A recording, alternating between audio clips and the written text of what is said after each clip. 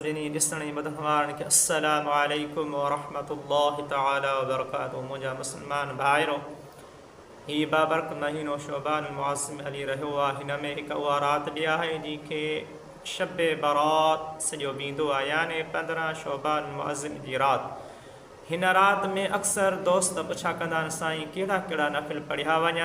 पहिरीं ॻाल्हि त अल्लाह तबारक व तआला सां को हिसाब न आहे, जेतिरा थी सघनि नफ़िल पढ़जनि, जेतिरो थी सघे अल्लाह तबारक व तआला जी इबादत ज़्यादा कसरत सां असांखे करणु खपे ऐं दुआऊं घुरणु खपनि। पर मुंहिंजा दोस्तो, मौलाए काइनात सैयदना हज़रत इमाम अली अल मुर्तज़ा शेर ख़ुदा करमल्लाहु तआला वजहुल करीम फरमाइनि था त हिकु भेरे मूं नबी करीम रऊफ़ुर रहीम सल्लल्लाहु अलैहि वसल्लम खे हिन राति में ॾिठो त पाण करीमन आका अलैहिस्सलातु वस्सलाम 14 रकातूं निमाज़ पढ़ियाऊं, यानी ॿ नफ़िल करे 14 रकातूं निमाज़ खे पढ़ियाऊं।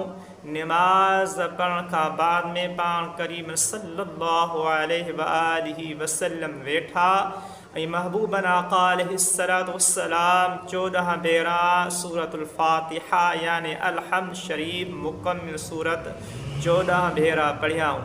उन खां बाद में सूरतुल इख़लास यानी कुल हुवल्लाहु अहद 14 भेरा पढ़ियाऊं।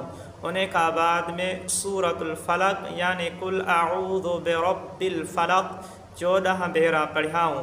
उन खां बाद में सूरतुन नास यानी कुल अऊज़ु बिरब्बिन नास 14 भेरा पढ़ियाऊं। उन खां बाद में हिकु भेरो आयतुल कुर्सी पढ़ियाऊं। उन खां बाद में हिन आयत करीमा खे पढ़ियाऊं, लक़द जाअकुम रसूलुम मिन अनफुसिकुम अज़ीज़ुन अलैहि मा अनित्तुम हरीसुन अलैकुम बिलमुमिनीन रऊफ़ुर रहीम। इन आयत करीमा के हिकु भेरो पाण आका अलैहिस्सलातु वस्सलाम पढ़ियाऊं। पोइ पाण आका अलैहिस्सलातु वस्सलाम जॾहिं फ़ारिग़ थिया त मूंखां निमाज़ ऐं तिलावत बाबति पुछियो। पाण आका अलैहिस्सलातु वस्सलाम फरमायो, ए अली, जीअं तो मूंखे कंदे ॾिठो ईअं जो बि कंदे, यानी जो बि मुंहिंजो उम्मती कंदो। सुहिणे महबूब आका अलैहिस्सलातु वस्सलाम फरमायो, उनखे 20 हज क़बूल पियल, 20 सालनि जे क़बूल पियल रोज़नि जो सवाब अता कयो वेंदो। सुभान अल्लाह। सो मुंहिंजा दोस्तो, ईअं अव्हां बि पढ़जो।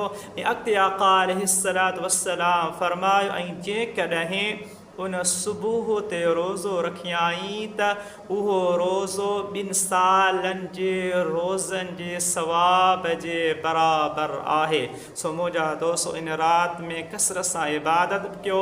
ऐं मुंहिंजा दोस्तो, जे महबूब आका अलैहिस्सलातु वस्सलाम ॿुधायो आहे सुबुह जो रोज़ो रखो। अल्लाह तबारक व तआला असांजे मथां, अव्हांजे मथां रब्बुल आलमीन इहे रहमतुनि वारा ख़ज़ाना असांखे अता फ़रमाईंदो। वस्सलामु अलैकुम वरहमतुल्लाहि वबरकातुहू।